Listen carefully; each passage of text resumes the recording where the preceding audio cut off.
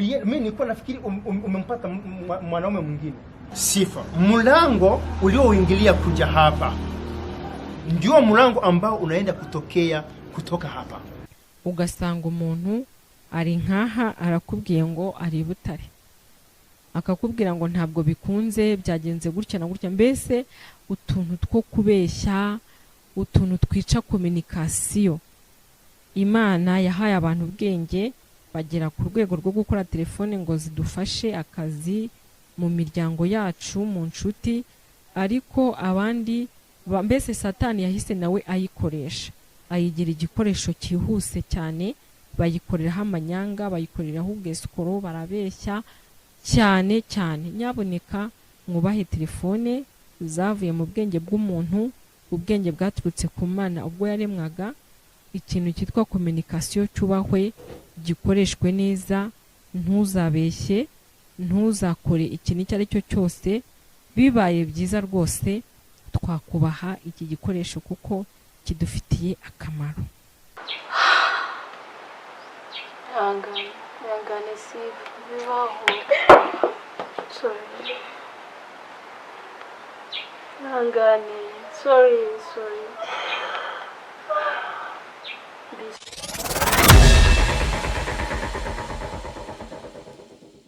Turabashuje cyane mwebwe abaduteze amatwi. Iyi ni Akibeka TV, mukaba mugiye kuganira na Kimana Rebecca. Iyi Akibeka TV rero ibategurira ibiganiro, ikabategurira filime ndetse n'amakomedi n'ibindi binyuranye tuzagerageza kugenda tubashishwa kubagezaho nkuko yitwa TV.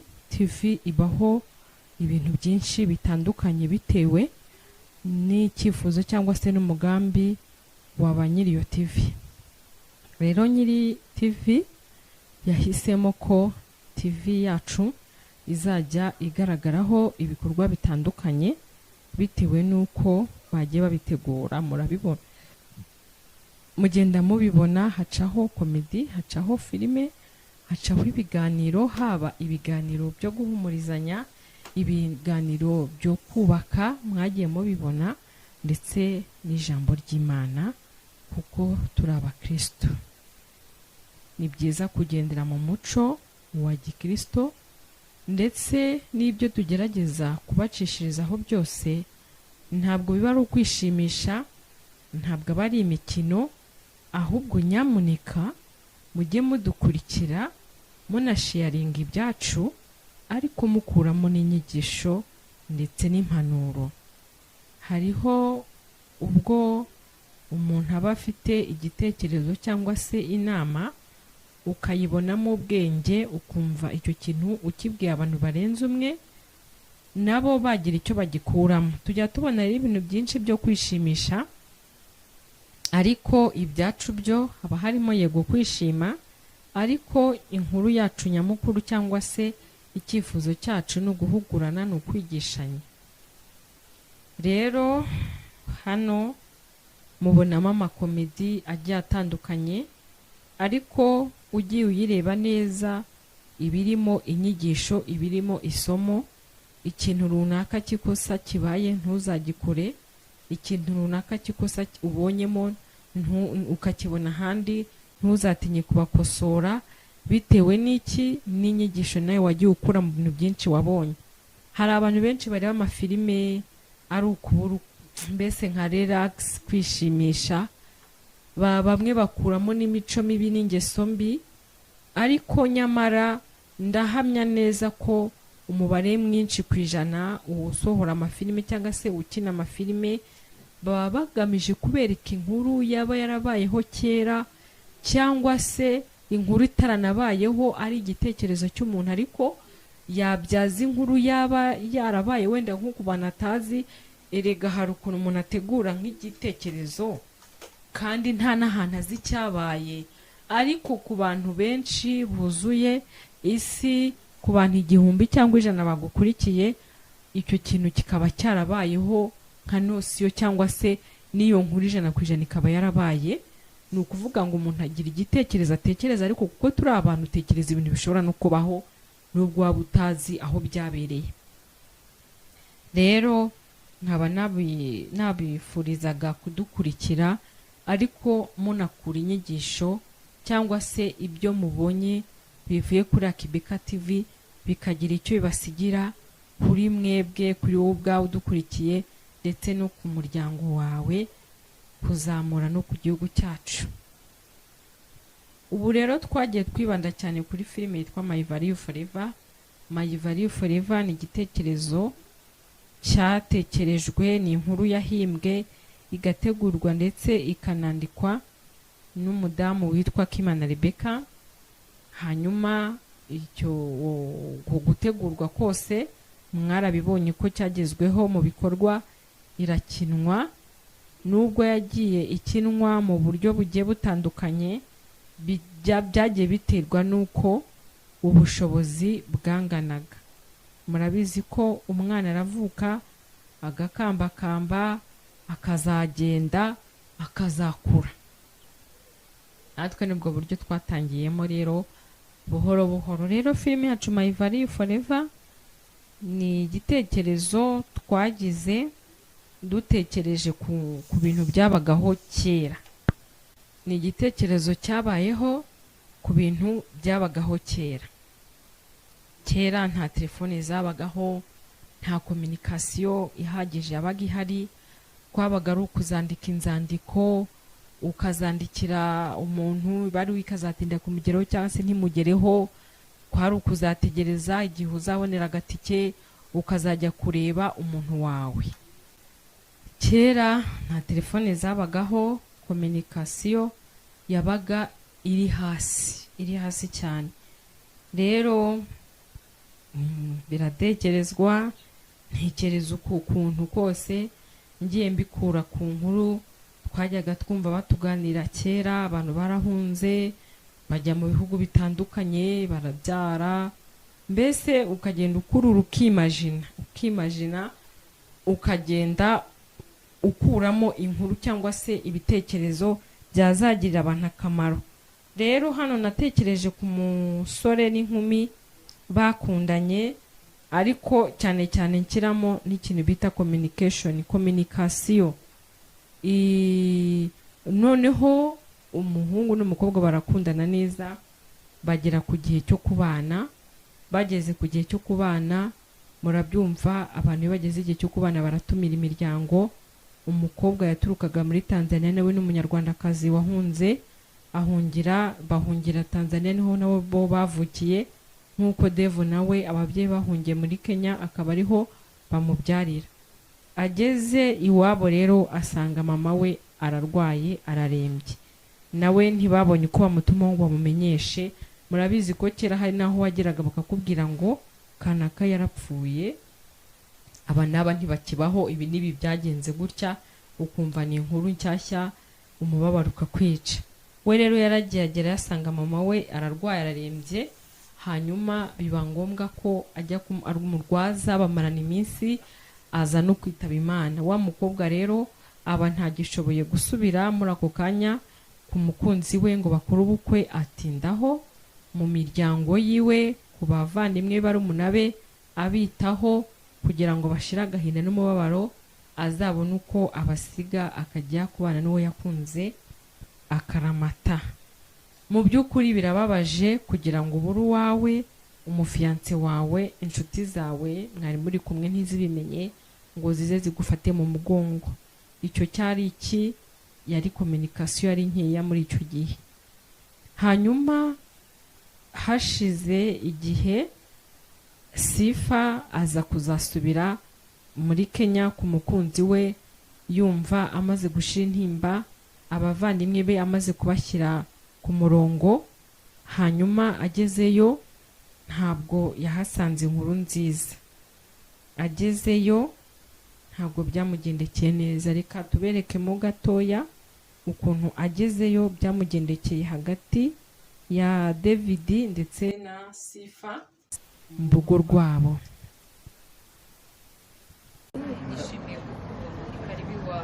Kaza gusobanura neza.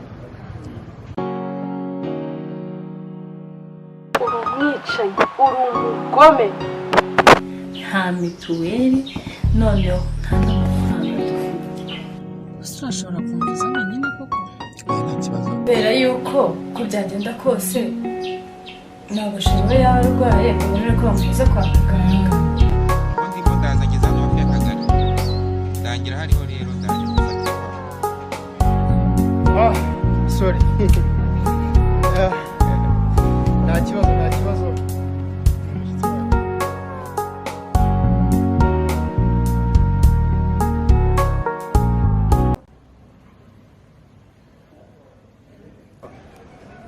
Ni Sifa ama ni mwingine?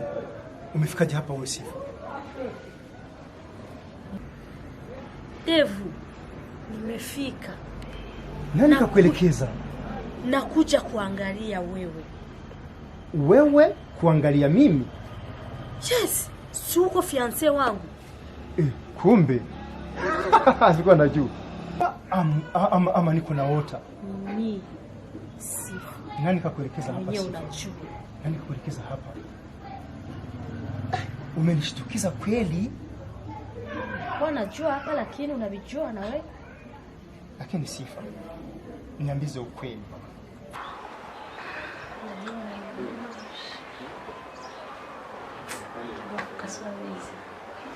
Kubyakira byarananiye. Agahinda karanyica.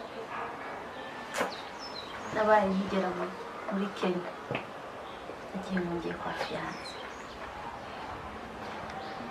Nkubitana n'agahinda katoroshye.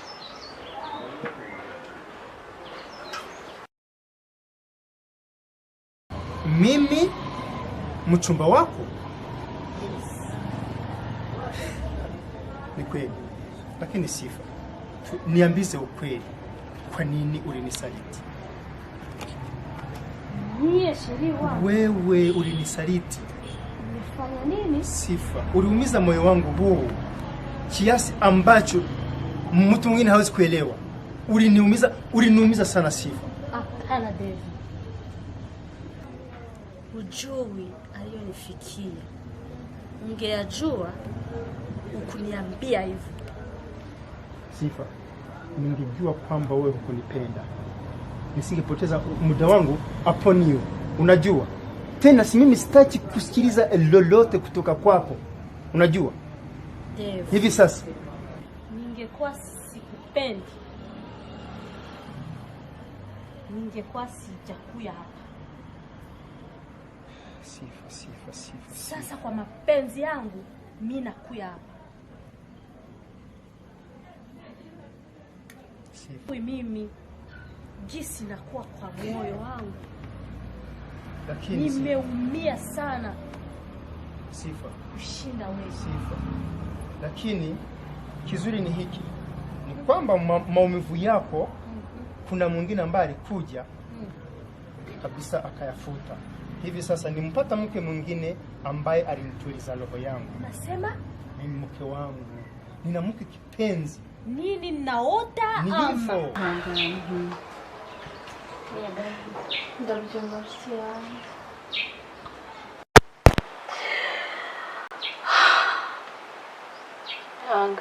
Ihangane Sifa, bibaho. Sorry. Ihangane. Sorry. Be sorry. Tatizo gani sasa?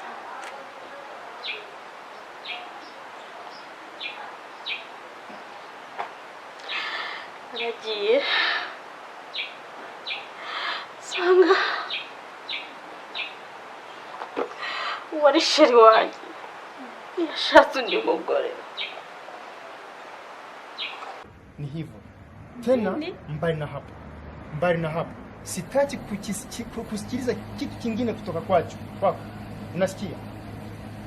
Sitaki kitu kingine. Lakini Dave, wewe ulikuwa unapendana na mie ama ni mwingine walimchangia? Si ulinikwepa? Mimi nilikuwa nafikiri umempata mwanaume mwingine. Sifa, mlango ulioingilia kuja hapa ndio mlango ambao unaenda kutoka hapa. Sifa, tafadhali. Dave, Sifa, tafadhali. wewe njoo kaniambia hivyo. Ah. Oh, sweetheart. Oh. Ni karibu mu Ni umushyitsi wacu Sherifu. kwa mushijije hanze. Ntabwo ari butinde. Ni karibu mu nzu nimuze muganirire mu nzu. Ariko ntabwo ari butinde.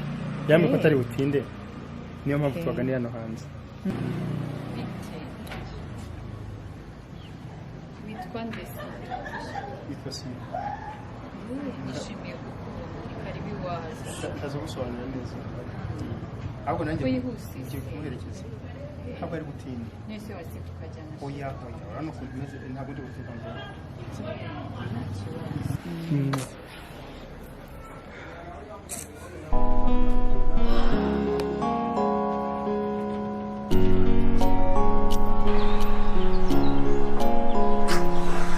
ihangane Sifa, ihangane ndakumva.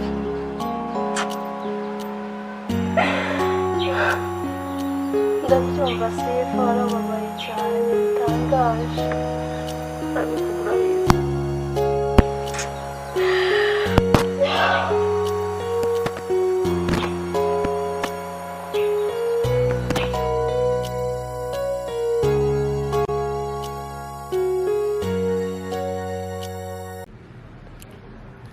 Sifa mpenzi wangu.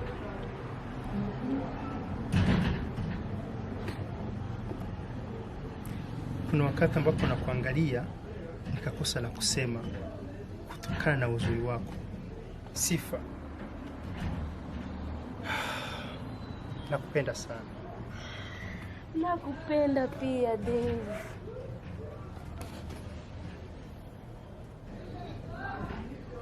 Hivi Sifa, kiukweli nilitembea dunia nzima,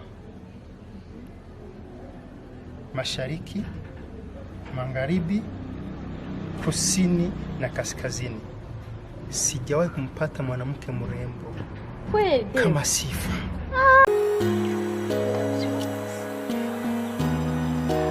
Uhuye n'agahinda gakomeye, biragoye kubyakira. Ni bake babyakira. Iyi nkuru ngiye nanjye mbabaje ntarabirenga. Ariko ihangane. Turasohoka. Arangije. Arantuka, ambwira nabi ukuntu ndi umubeshyi, ukuntu namwiciye umutima. Nanjye ntekereza ko yankoreye ibyo bintu. Umunyacyaha ntari umunyacyaha.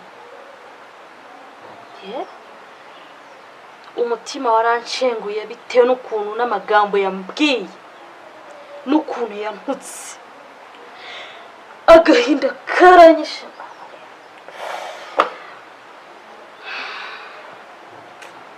Ndamvuga nanjye se ni igiki namukorera cyatuma babara bingana n'ibyo mbabaje ako kanya.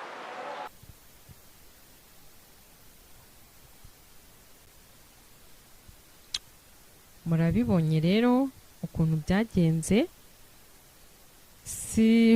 Sifa yagezeyo asanga Dave yashatse undi mugore. Uriya mudamu mubonye yitwa Lydia, ndetse mubonye yuko atwite. Mubonye ko Lydia ntabwo abisobanukiwe neza. Abonye abantu baganira, barababaza, baramuzinzitiranya, ntamenye ibyo ari byo, barasohotse. Ariko nyamara hariya harimo ikintu kibabaje kandi giteye n'agahinda. Kuba wari ufite inshuti, ukaba wari ufite umukunzi wawe, hanyuma ukamusiga gato ugiye gutumira, hanyuma kubera ya communication ngo ugereyo umubwire uko byagenze, ugereyo umubwire ko wageze amahoro, abo mu rugo ari amahoro, ugereyo se umubwire ko barwaye, ugereyo umubwire ko wageze ibyago. Ni ibintu bibabaje cyane. Ibintu byamubayeho ntiyigeze abitekereza. Mubonye ko fiance we amubwiye nabi, fiance we barashwanye pe, kuko David ntago ashaka no kumenya ibyabaye, ntabwo akeneye kumenya kubera icyo adakeneye kumenya ni uko yari yaramukunze cyane amwizeye ko atamuhemukira. Yahise yimagina ko yamuhemukiye, yagera akishakira undi, nawe niko guhita agira n'ingoga ahita ashaka undi mukunzi, bahita bakora ubukwe.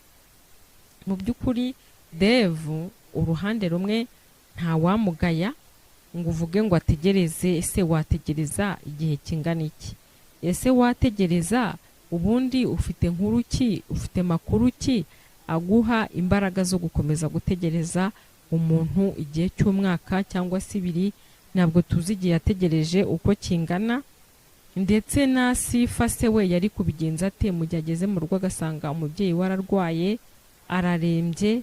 Ese yari kubigenza gute? Bose nge navuga ko ntacyo nabashinja, ahubwo ikintu cyo gikurikiyeho ni ukwicara bombi bagahabwa umwanya bakaganira bakabwizanya ukuri, ndetse byaba byiza kurushaho Dave n'uwo bashakanye yari kubimuganiriza akabimubwira, hanyuma bagahuza ibitekerezo bakazamenya uko bafashanya. Noneho muri kwa kubwizanya ukuri bituma baza no kuzaba inshuti bisanzwe, umwe akababarira mugenzi we.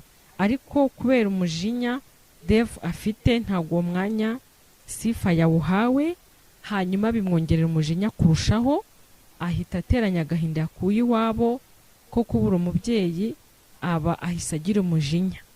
Uriya mujinya wabaviriyemo wavuyemo ingaruka ku bana babo, kuko uriya mudamu atwita impanga, ziriya mpanga atwite azahabwa umwana umwe, undi azibwa bitewe n'umujinya Dave yagiriye Sifa no kutamuha umwanya ngo amwumve.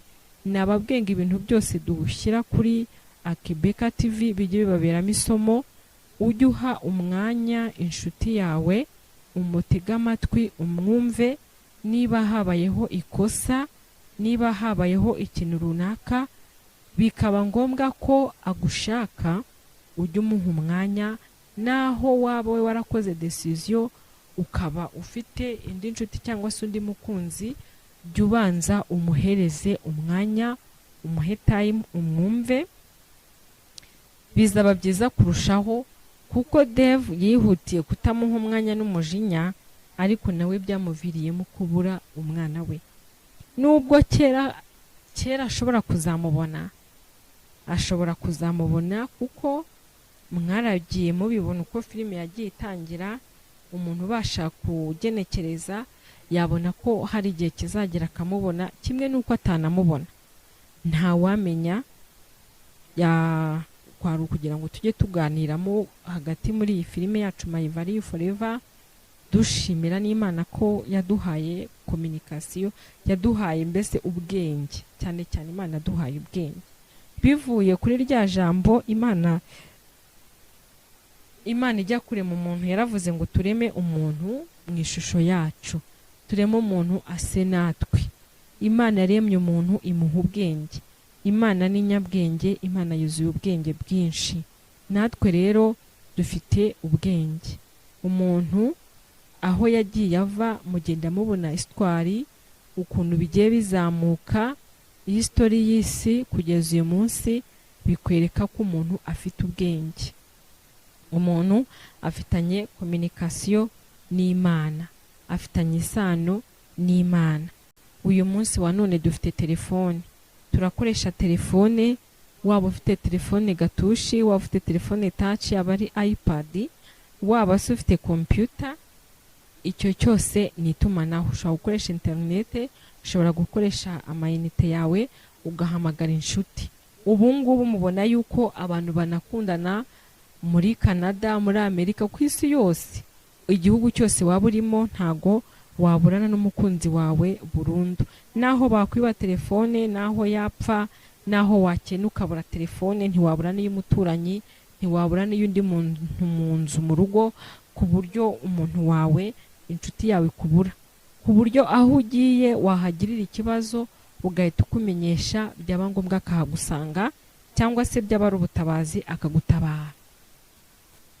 nkaba mboneyeho nk'uko twabivuze ko tuba duhugurana tunigishanya, kwigisha cyangwa se guhugura abantu babeshya cyangwa se bakora ibyaha byinshi bakoresheje amatelefoni. Ntabwo twabishyigikira, ntabwo ari byiza.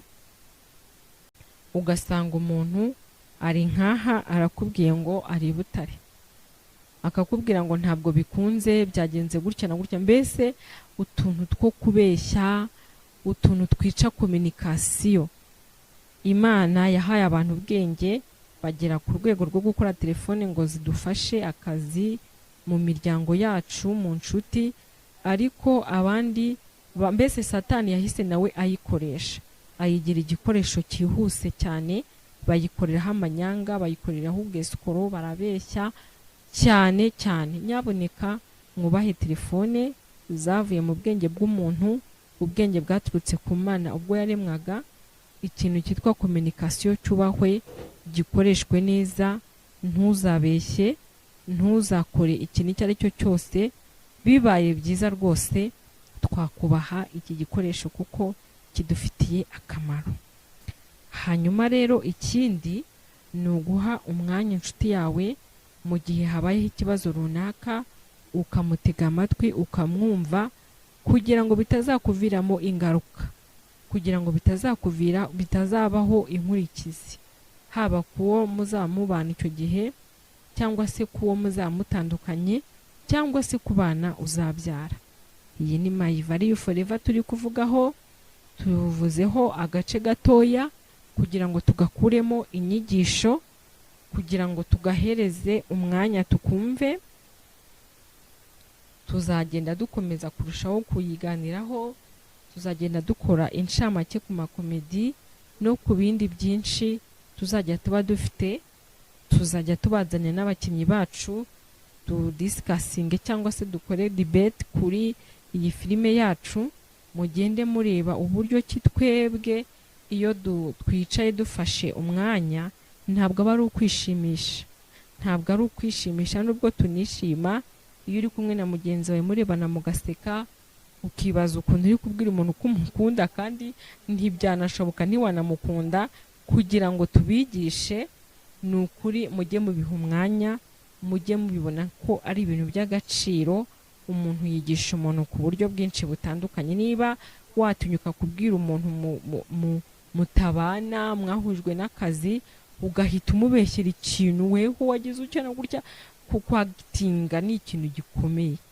Ariko iyo wakitinga ikintu ukunda, uhita ukigira ikintu gise kiba ako kanya direct, kigata kiba, ugahita ubwira umuntu ikintu ukaba wamukubita n'urushyi. Ni ukuri tuba tugira ngo tubigishe cyangwa se tubereke ibyabaye hanaha, ibyabaye mu muryango uyu n'uyu.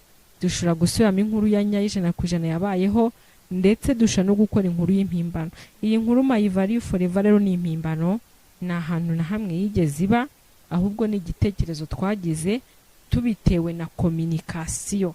Ahubwo ngira ngo niyo tuyita na kominikasiyo, kuko kominikasiyo niyo cyane cyane yabaye intandaro yo kugira ngo uyu mubano wa Sifa na Dave utabaho. Muri make rero tujya tugenda tubaganiriza, tubashyiraho agace. Iyi nkuru yabayeho kugira ngo tutangire agace ka 11 noneho neza mubashe gusobanukirwa. Mujye mureba agace, mugakuremo isomo, mugakuremo inyigisho, abagire emosiyo zize, mwibaza ngo ariko Mana, mbega yo, nuko n'abaseka museke, kuko haba harimo byinshi mu nkuru. Haba harimo kubabara no kwishima no kwitsa umutima. Muri make rero twari turi kuganira kuri ako kantu, duhugurana kuri ako kantu. Murakoze kuduha umwanya no kudutega amatwi, musharinga inkuru zacu, musharinga ibiganiro byacu cyangwa se filime yacu. Ariko nyamuneka ikintu cya mbere kibanze so kubona abantu benshi babibonye, ahubwo umusaruro wacu munini nuko mubikuramo inyigisho zihindura imitima n'imiryango, zikazahindura igihugu cyacu, twese tukagerageza kubana neza dukoresheje amatumanaho yacu, ndetse no guha umwanya uwo mukundana cyangwa se uwo mwakundanye ukamutega amatwi. Murakoze cyane. Ubutaha nzabahereza agakuru k'ukuntu nanone noneho ibyo ni ibintu byabayeho bya nyabyo, ukuntu kominikasiyo nanone yigeze gutuma umuhungu n'umukobwa bashwana bya nyabyo, nyuma umuhungu akaza kwicuza yamaze kumenya amakuru ya nyayo bitagishobotse. Murakoze cyane. Nitwa Kimana Rebecca, iyi ni Akibeka TV, naho ubutaha turaza gukurikizaho agace ka 11 nako mu mpine yako murahita murebamo uburyo ki Dave, uburyo ki Lydia n'umukobwa wabo baza kuba babanye. Muhite mwimagina ngo iyo haza kuba harimo na Rusi byari kuba byifashe gute. Naho ubutaha, ciao ciao.